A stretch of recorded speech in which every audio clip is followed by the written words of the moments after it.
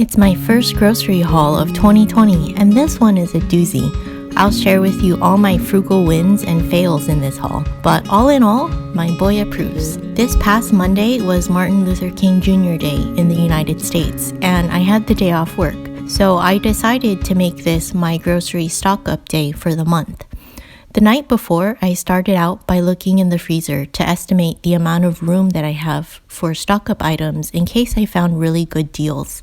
This was a major frugal win because then I won't over or under buy. The next morning, I decided to sleep in a little and skipped breakfast. This was a major fail, as you'll see later. I started the shopping after dropping my husband off at work. We're down to one car now, so that might be a frugal win. I don't know how long we'll stay a one-car family though. First, I went to my local Kroger store and went around the perimeter of the store looking for those woohoo stickers. Found some bread, meat, and produce. These were all great. Then drove down to Mart, which is a Korean store that I like to visit to stock up on Asian items. They had just opened and you see the parking lot was so empty. My favorite thing about this store is they often have clearance produce at the bottom of their vegetable display bins, and they're very generous with these. These bananas were over 7 pounds each bag and cost $1. I think that's bananas.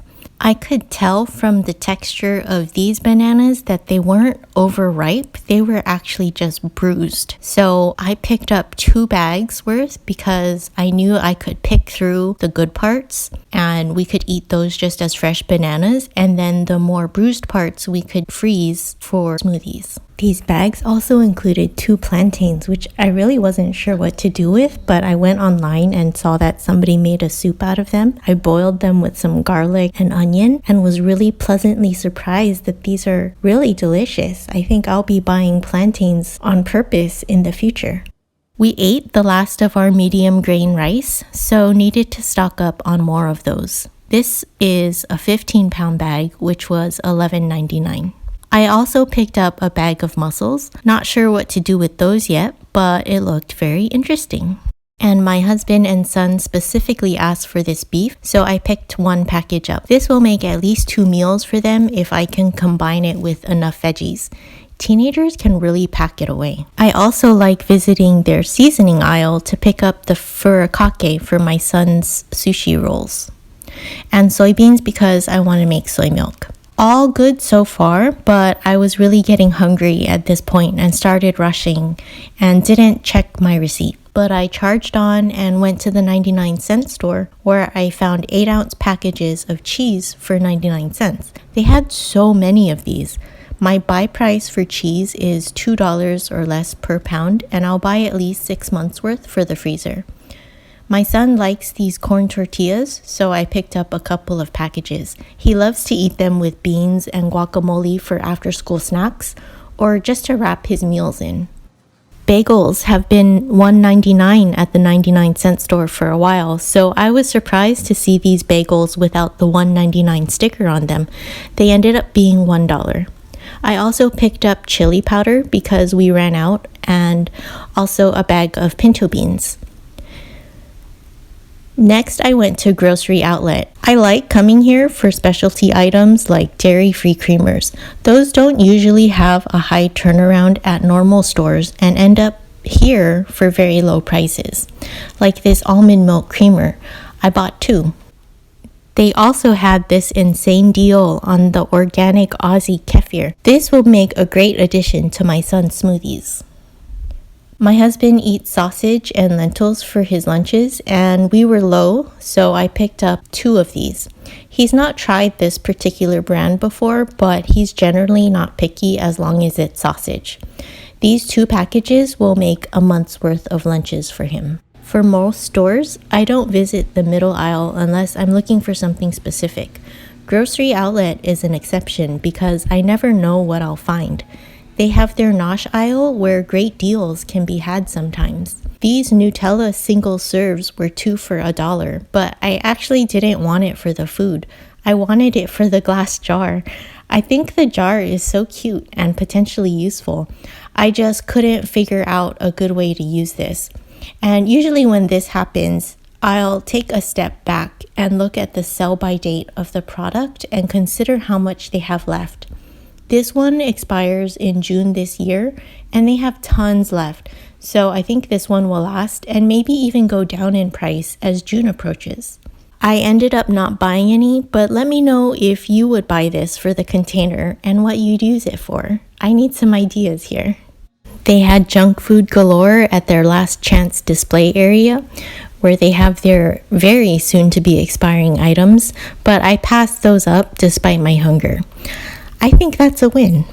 They also had this dried milk that I found, and I normally would have bought it because I think it's a really good deal, but really only I use this, and I'm trying to cut back on my dairy intake. Then I headed to Aldi, where I was greeted with mangoes. We love mangoes, they're like candy. Too bad it was limit 3, or I would have picked up a whole box. I also bought a lime because it was 15 cents and it's great for guacamole or lime rice. All of their thin steaks had $5 off stickers on them. Since I had the room in the freezer, I decided to stock up. And I looked for all the smallest packages I could find because that brings down the cost per pound. Like this example here. The bigger package ends up costing around $2.17 a pound, while the smaller one cost $1.42 per pound after the discount. They also had bread with $1 off stickers and packages of sausage as well. It's too bad I already bought the corn tortillas at the 99. Aldi sells a much bigger package for less.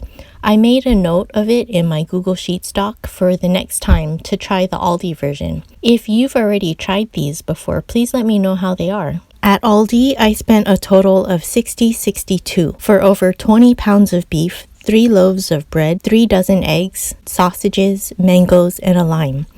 Aldi had a pricing error that I didn't catch, but it was in my favor. They discounted me the whole $1 off the sausage packages instead of the actual sticker amount. I'm not sure what to do here. If the shoe were on the other foot, I'd probably let it go. At Ralph's, I also picked up some clearance breads that I know my son likes, the ground beef and apples for a total of $8.45. Mart was a total of $40.58 for the 15-pound bag of rice, bananas, and specialty items. The pricing, actually there was an error in the store's favor. I forgot to give my loyalty card, and the price on the meat was 50 cents per pound more than I thought it would be. So this was a fail, but I'm probably going to let this go. At Grocery Outlet, I spent $25.51 and I picked up 6 of the kefir drinks, the sausages, corn, and creamers, and also some popcorn chicken that isn't shown here. At 99-cent store, I had the major fail there.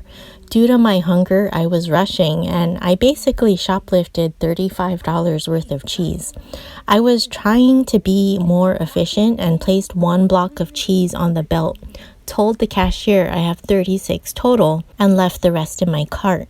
Well, I only got charged for 1. I didn't realize this until I got home and actually looked at the receipt, saw the error, and called them. I explained the situation and they told me that everything's fine. They can check the camera just to verify my story and do an item count for all the items that were in my cart, and that the next time I'm in the area, I can tell the cashier and they can accept payment for me. I figure that if the shoe were on the other foot and 36 items were charged, but I only bought 1, I would go back to the store and I would ask for my money back. I'm curious though, what would you do? At Mart, I didn't use the member's card and overpaid by about $1. Aldi undercharged me for $2 and 99-cent store undercharged me $35. All in all, I spent $180.16, even with the cheese added in. A lot of these items will last for many months, and I'll definitely be filling in produce from a locally owned store. But for now, our produce bins are well stocked, and we'll be getting vegetables from my in-laws' garden as well. I'll be sure to show you how I prep all that beef when I have time. I meal prep a little differently than most videos that I've seen. Let me know if you enjoyed this video by leaving a thumbs up and subscribe if you're not already so we can keep in touch. I wish you happy grocery shopping and I'll see you in the next one. He's mocking me. I'm gonna make him stop by filming him.